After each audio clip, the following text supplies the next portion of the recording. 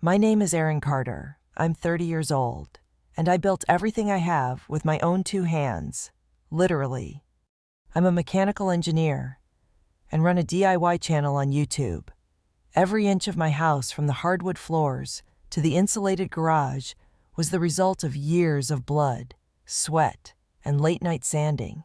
That house was my peace, my pride, my protection. And I let someone I loved burn it to the ground, not with fire, but with betrayal. If you've ever been used, lied to, or made to feel like a side character in your own life, this story is for you. Stick around, subscribe, comment, because what happened to me might just make you change the way you see love, ambition, and blind loyalty. I met Lauren at a community art fair in Austin. She was 26 then, bubbly, bold, with this raw energy that pulled people in. She worked part-time at a boutique and was trying to grow her brand as a fitness influencer. At the time, I admired her ambition. She didn't want a 9-to-5. She wanted to build an empire. 2 years into our relationship, I offered to let her move into my house.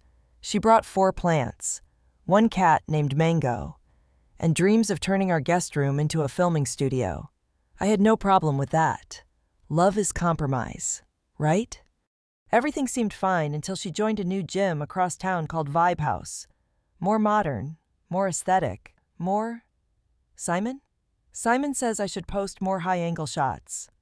Simon says this brand might want to collab. Simon thinks I should drop the earthy tones and go full neon, he says. Strong colors, strong engagement. At first, I laughed. Trainers are meant to push clients, right? But then his name showed up in nearly every conversation. She started spending 5-6 hours at the gym instead of 90 minutes. Her meals were planned by Simon. Her content co-shot by Simon. Her new business email, created with Simon. And then one day, she sits across from me on the couch like it's a job interview. Simon's lease is ending. He's in a bind. I told him he could use our guest room for a few weeks. He can pay $800 a month. He's a good guy. Erin, he's helping me build my dream. That's when it should have clicked. Not only had Simon infiltrated my girlfriend's life, he was now moving into mine. I hesitated, a lot. But then she touched my hand and said, "You believe in me, right?" And like a fool, I said, "Yes." Simon moved in that weekend. By the next weekend, I wasn't just losing my space, I was losing my identity in my own home. And within a month, I'd be standing in my garage, staring at the empty wall where my father's vintage wrench set used to hang. Simon moved in on a Saturday afternoon with 2 duffel bags and the smirk of a man who knew he was getting more than just a room. He shook my hand harder than necessary, looked me dead in the eyes, and said, "Thanks, Erin. You won't regret this." Funny how that line always shows up right before everything goes to hell. The first few days were tolerable. He kept mostly to himself, cooked his own meals, and even wiped the counter after using it, which, at the time, felt like a miracle considering Lauren never cleaned. But that was the honeymoon period. It didn't take long for things to shift. One night, I came home from a long day on site covered in sawdust, grease on my sleeves, back aching, and found Simon in my garage, lifting weights shirtless with a Bluetooth speaker blasting EDM. My custom-built tool cabinet was shoved into the corner. His pre-workout powders were spread out like sacred relics, and the workbench covered in protein bar wrappers.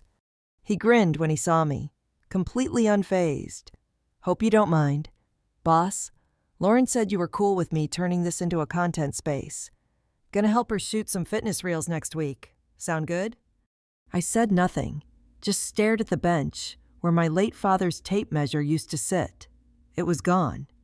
That night, I asked Lauren if she'd moved anything. She blinked like I'd accused her of murder. "I don't touch your work stuff. Maybe you misplaced it." That word, misplaced, would become her favorite excuse in the coming weeks. It always sounded so innocent, like maybe I was just tired or forgetful. Maybe I imagined things. Maybe this growing dread in my stomach was paranoia, not prophecy. I wanted to believe her. I needed to, because the alternative was unbearable that the person I trusted was becoming someone I didn't recognize, and worse, didn't respect. Simon began to take up more and more space, not just physically, but psychologically. He dominated every room, every conversation, every plan Lauren had. She stopped calling it my brand and started saying our vision. Suddenly, she was wearing coordinated outfits with him for their shoots, cooking meals that aligned with his macros, changing the lighting in the house because Simon says cool tones perform better on TikTok. I watched her slip away inch by inch, one shallow decision at a time. Then came the guests. I walked into my living room one afternoon to find 3 random men sitting on my couch, eating chips and watching a fight on pay-per-view. None of them even turned to greet me. One of them had his feet up on my coffee table. Simon waltzed in with 2 protein shakes and said, "Yo, Aaron, these are my boys, don't worry. We're cleaning up before we head out." I said nothing, just walked upstairs to my bedroom, where peace used to live. But the worst part wasn't Simon. It was Lauren, her absolute refusal to see the violation. When I told her I wasn't comfortable with strangers in my home without asking me, she rolled her eyes and said, "You're being territorial. This is our home now. You always talk about supporting women. Why can't you support me?" Support her? I paid the mortgage. I cooked 90% of the meals. I cleaned up after both of them. I even gave up my filming schedule so she could use the ring light more often. What did support even mean anymore? Things reached a new low the day I noticed my Derek Jeter signed baseball was missing.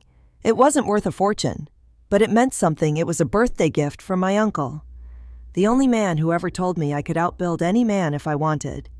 I kept it on my shelf, right next to my favorite drill. Gone. I tore through the house. Nothing. When I asked Lauren, her tone sharpened. "I sold it," she said, like it was an errand she forgot to mention. "Simon's friend collects memorabilia. We got $300. It's already invested in a new camera lens. You weren't even using it." I didn't speak. I couldn't. My throat locked, like it knew no words could match the violation I was feeling. She noticed the silence and added, "Why are you making such a big deal? It was just sitting there. This is bigger than a ball. Aaron, it's our future. You're so stuck in nostalgia, you can't see we're trying to build something real." That night, I didn't sleep. I sat in the garage, the only room they hadn't yet completely conquered, and stared at the oil-stained floor. I thought about the hours I'd spent patching drywall, wiring outlets, laying tile. I thought about the years I'd saved to buy this place. And I thought about the woman inside who once said she loved how grounded I was. How now? That very groundedness was being used against me like an anchor holding her back. The next morning, I went to use my M18 drill for a freelance job. Gone. I checked the truck, the bench, every drawer, gone. When I asked, Lauren shrugged. "Oh, that I sold it to Simon's friend for $100. He needed one, and yours was just collecting dust." My hands were shaking, not with rage yet, but with the chill that comes when the mask finally slips, and you realize you're looking into the eyes of someone who's no longer capable of guilt. I demanded the money back. She rolled her eyes and tossed the crumpled bills at me like a debt collector. "You're being so dramatic. You always act like stuff matters more than people." No, I wanted to say people matter, but not people who sell your tools behind your back and smile like you should thank them for it. Still, I stayed, because I didn't want to believe it. I was hoping she'd come around. I thought maybe Simon would leave soon. That maybe, just maybe, I was overreacting. But denial is just the comfort food of the betrayed. It fills you just long enough to delay the crash. And crash it did. The next thing to go was the ring my mother left me when she passed. A thin gold band. Nothing flashy. but I kept it in a velvet box in the back of my drawer. One morning, I opened it and it was gone. When I confronted Lauren, she didn't even flinch. It was ugly. Simon's friend said it wasn't worth much anyway. We got $80. $80. That's what my memories were worth to her. That's what my mother's legacy translated to in the currency of ambition and manipulation. I didn't cry. I didn't yell. I just disconnected. Later that night, I installed hidden security cameras across the house. I told myself it was for safety. But the truth was uglier. I needed proof.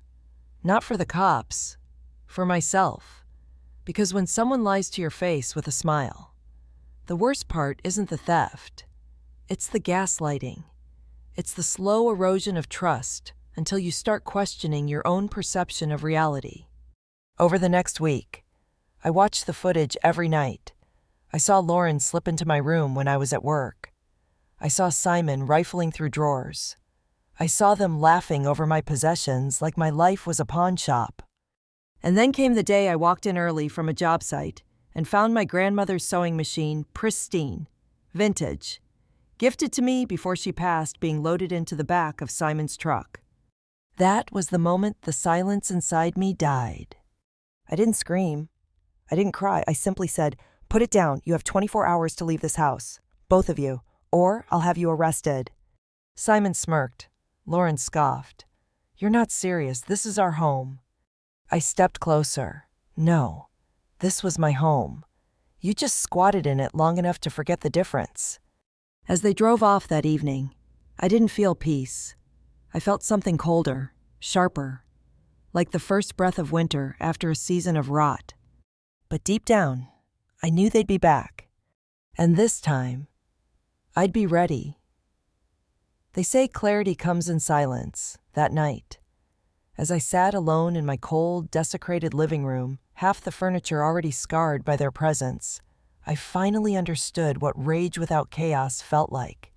It was precise, cold, measured, not the kind that burns wild, but the kind that sharpens your mind to a scalpel's edge. This wasn't going to be about screaming matches or emotional appeals. Those never worked on people like Simon and Lauren. They only respected leverage, consequence, so that's exactly what I was going to give them. The next morning, I called my lawyer, a no-nonsense woman named Marcy Quinn, divorce and civil litigation specialist. I explained everything, from the unauthorized occupancy to the stolen items. When I finished, she said, "If what you're telling me is true and you have footage, we're not just dealing with a breakup. This is criminal trespassing, destruction of property, and possibly even grand theft." I sent her the video files. Every giggle, every drawer rifled through, every private item turned into content or currency. Within hours, she filed a restraining order application against both of them and had me scheduled for an emergency hearing the next day. But I wasn't done. This wasn't about just removing them. It was about exposing them. Because some people only learn when their masks are ripped off in public. That afternoon, I created a burner Instagram account and followed Simon's wife. Her name was Chelsea, a yoga teacher and mother of two based in Tampa. Her grid was filled with shots of her kids, meal prep, inspirational quotes about balance and trust. I could barely breathe as I scrolled through the lie. He had a whole family, a life, and all the while, he was playing house with my girlfriend in the home I bought with calluses and overtime pay. I hesitated for nearly 10 minutes before I finally hit send. "Hey Chelsea, I'm sorry to message you like this. You don't know me, but I think it's time someone told you the truth about your husband. He's been living in my home for the last 2 months with my girlfriend. I have proof. I'm not trying to be cruel, I just think you deserve honesty." I attached a few screenshots from the security footage. Nothing vulgar, just enough to show Simon's smiling face inside my kitchen, holding Lauren in a way no trainer should hold a client. Then I waited. She read the message within the hour. Her reply was cold, measured eerily similar to my own state of mind. I've suspected for a while. Thank you for the confirmation. Can you send me everything you have? I'll handle the rest. And I promise, this won't fall on deaf ears. We exchanged phone numbers. I sent her everything footage. Messages Lauren had left open on the iPad. Receipts from items they'd pawned. She thanked me, then blocked me immediately after. I understood. Her war wasn't with me. It was with the man who promised her forever and delivered betrayal. That same night, I changed the locks, and just in time. Because 2 days later, at exactly 7:43 p.m., they came back. Lauren's beat-up Corolla pulled into the driveway like it had every night for years. Only this time, she wasn't alone. Simon followed close behind in his truck, his eyes scanning the windows like he was checking in on his own turf. The audacity would have been laughable if I wasn't already watching from behind a tinted upstairs window. Lauren knocked first. Her expression was all forced smiles and nostalgia. "Hey, Aaron, can we talk? I think we all just got off on the wrong foot. We've been under a lot of stress." Simon stepped up beside her, arms folded, posture casual but smug. "We just want to work things out. Maybe all of us were a little hot-headed." I didn't open the door, just spoke through the Ring camera speaker. "You need to leave. You're trespassing, and there's an active restraining order pending. I suggest you step away before the cops arrive." Lauren blinked, then scowled. "Seriously, after everything I've done for you, you're acting like this." Simon chuckled and leaned closer to the camera. "You're going to regret this. Aaron, no one else is ever going to put up with you like we did." I said nothing, just watched them slowly retreat to their cars. But they didn't leave. Instead, they sat in Lauren's vehicle, arguing. I saw arms flailing, Lauren wiping her eyes, Simon pounding the dashboard. They were unraveling, and unraveling people make mistakes. The next morning, I filed a police report for harassment and attempted unlawful entry. I handed over footage of their visit. The officer nodded solemnly. "We've seen this before. People like them don't quit until there's consequences." I smiled without humor. "Then let's give them consequences." That weekend, I began repairs. My dad drove up from Naples with a toolbox and his signature quiet judgment. He didn't say much, just handed me a beer, looked around at the wreckage, and said, "Time to rebuild smarter." We spent 2 days replacing damaged shelves, resealing the garage floor, and reassembling my life one screw, one breath at a time. But I didn't stop there. Through Chelsea, I found out Simon had recently applied for a gig as a freelance fitness coach for a luxury gym chain in Miami. He used my house in his application video, yes. My house claiming it was his dedicated home gym for elite clients. He even staged a fake testimonial video with Lauren posing as a client who reclaimed her life thanks to Simon's holistic coaching. I forwarded the video to the gym's regional manager. Along with police reports and security footage, they rescinded the offer within 24 hours. Chelsea later confirmed he was blacklisted from their hiring system permanently. But Lauren was a trickier case.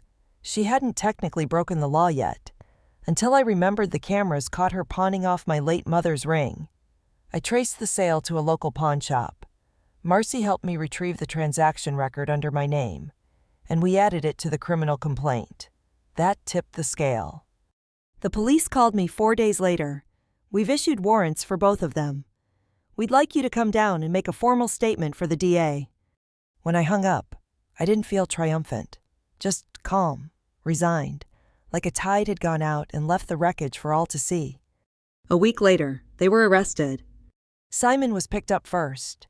At a Planet Fitness, where he was still trying to find clients, Lauren was found staying with a cousin across town. When they called me to confirm, I didn't ask about their reactions. I didn't need to. I knew what panic looked like. I'd seen it in Lauren's eyes the night she realized I'd changed the locks. I stood outside my house that evening, under the porch light, breathing in the sharp smell of fresh paint and lemon cleaner. Everything felt different. Not better, but cleaner. like something rotten had been cut out just in time. Yet, deep down, I knew this wasn't the final chapter. People like them don't vanish quietly. And I wasn't about to let my guard down, not yet. If you've never sat in a courtroom staring across from the people who wrecked your life, I'll tell you this much, it's not cinematic. There's no background music, no dramatic gasps, just the sound of a ceiling fan that squeaks slightly off rhythm and the tick of a clock you wish would spin faster. Simon and Lauren sat across from me at the arraignment, looking like ghosts of themselves.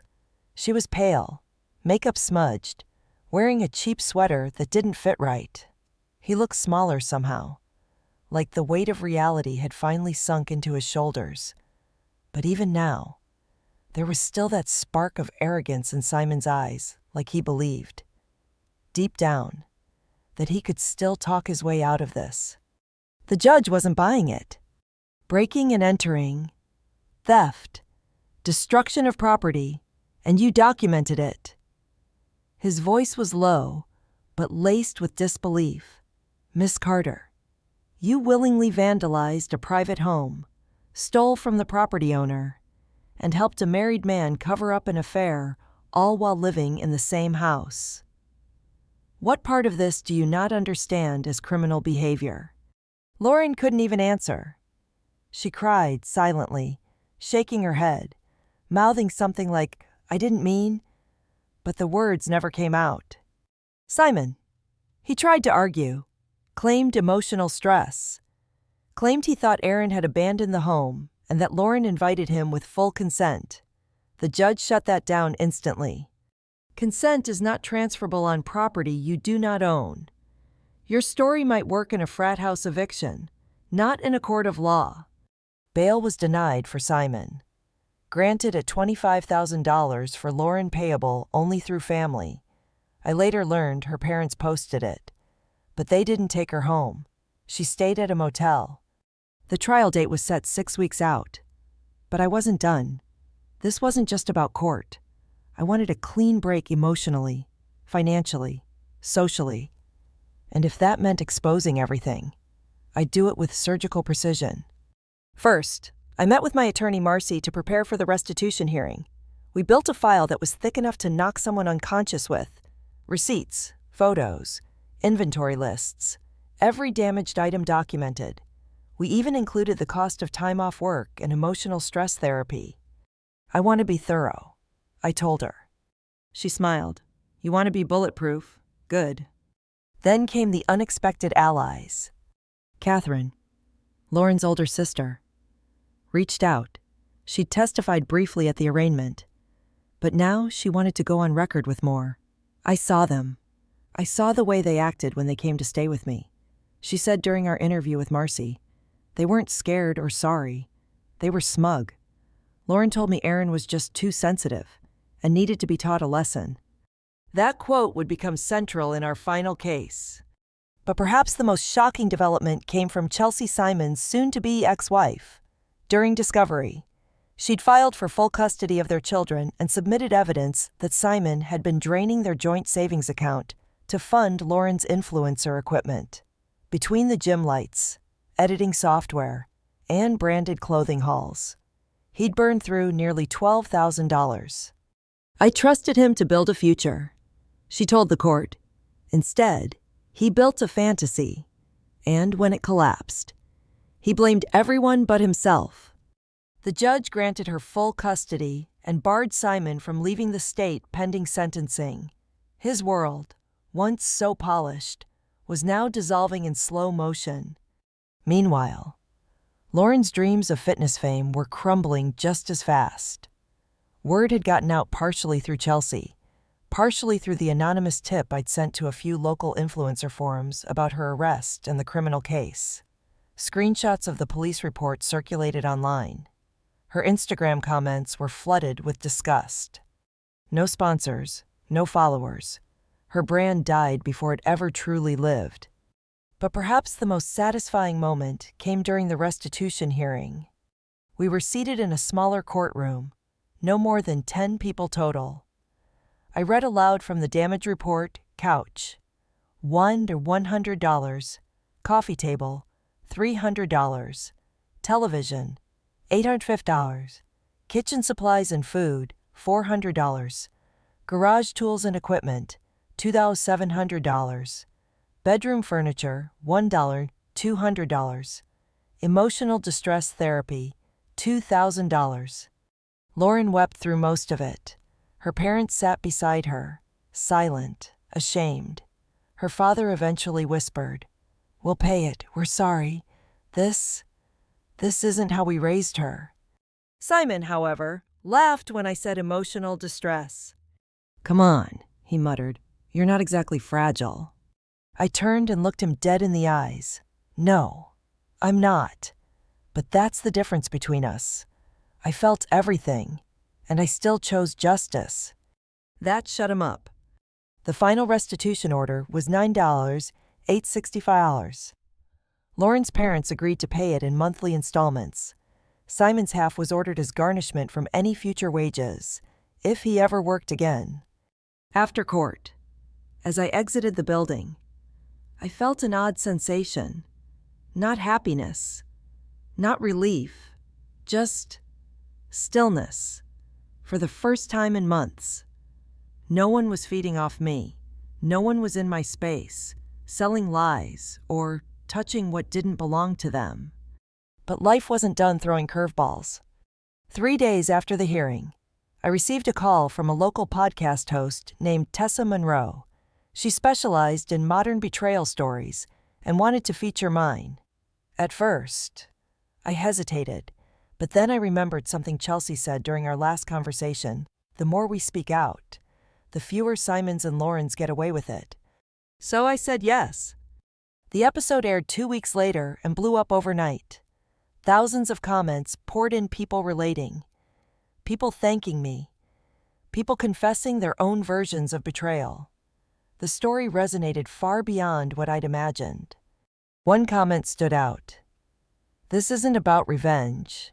It's about reclaiming yourself." And that was exactly what it was. A week later, I visited my mom for dinner. We hadn't talked deeply since everything happened, but that night, over baked ziti and cheap wine, she looked at me and said, "I'm proud of you. Not because you fought back, but because you didn't let them harden you." I didn't respond right away, just nodded, took a bite, let the words sink in like medicine. And yet, deep inside, I still wondered, was it over? Because in life, justice doesn't always come clean and final. Sometimes it echoes.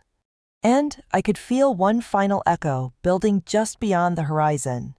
I thought the podcast episode would be the final chapter, a neat little bow wrapped around a chaotic, humiliating ordeal.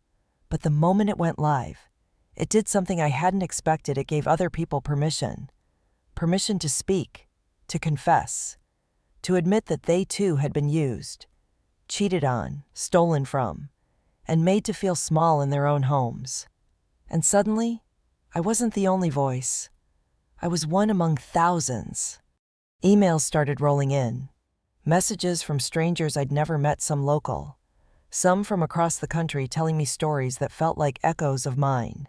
One woman in Arizona wrote, "My boyfriend used my credit to buy a car for his side chick. I didn't press charges. I just moved away." Another guy said, "Your story made me realize I wasn't crazy for feeling violated after my ex stole my dog and told everyone I abandoned it." It was surreal.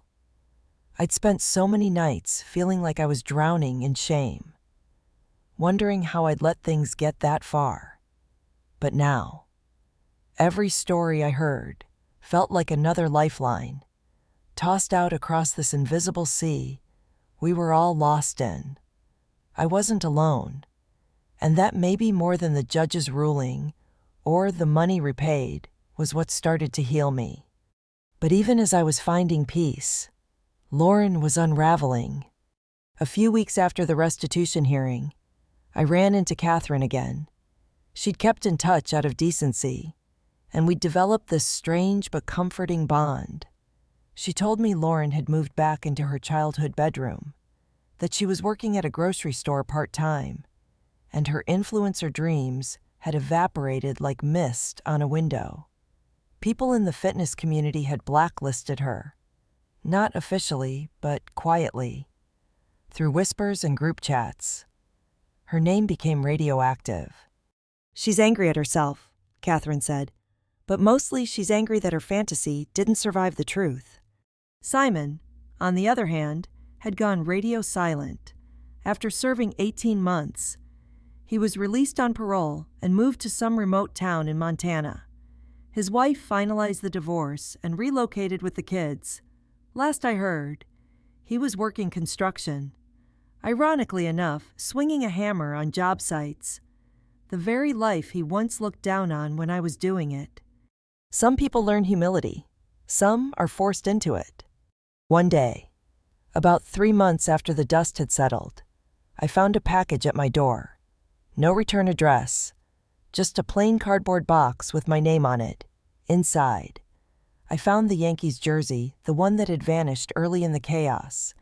It had been dry cleaned and folded neatly, along with a handwritten note.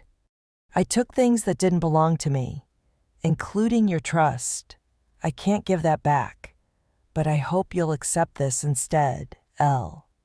There were no apologies, no requests for forgiveness, just a gesture, clean and quiet.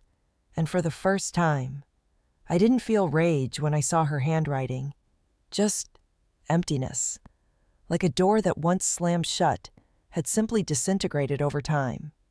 I didn't respond. Instead, I hung the jersey back on my wall, not because it represented what I'd lost, but because it reminded me of what I'd rebuilt. The house, by then, was better than ever. I'd repainted the rooms, upgraded the furniture, replaced the locks with a smart system. But more than that, I'd reclaimed the space emotionally. It no longer held shadows of betrayal, just light and silence and peace.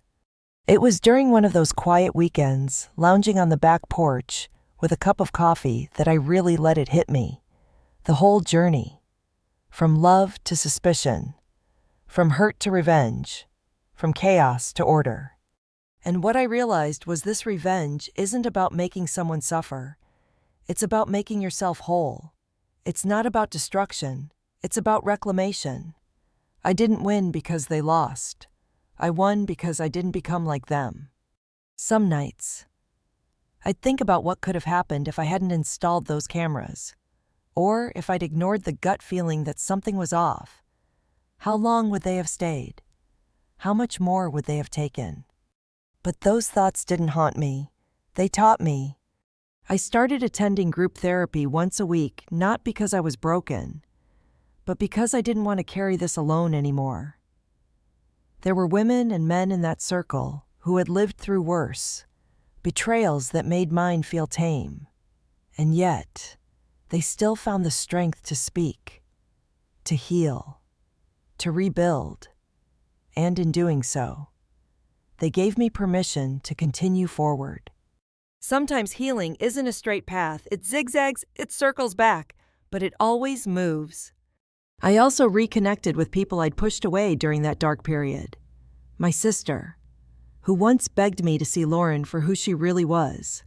My dad, who helped repaint the garage without saying a word about the oil stains. My mom, who made lasagna and let me cry without asking why.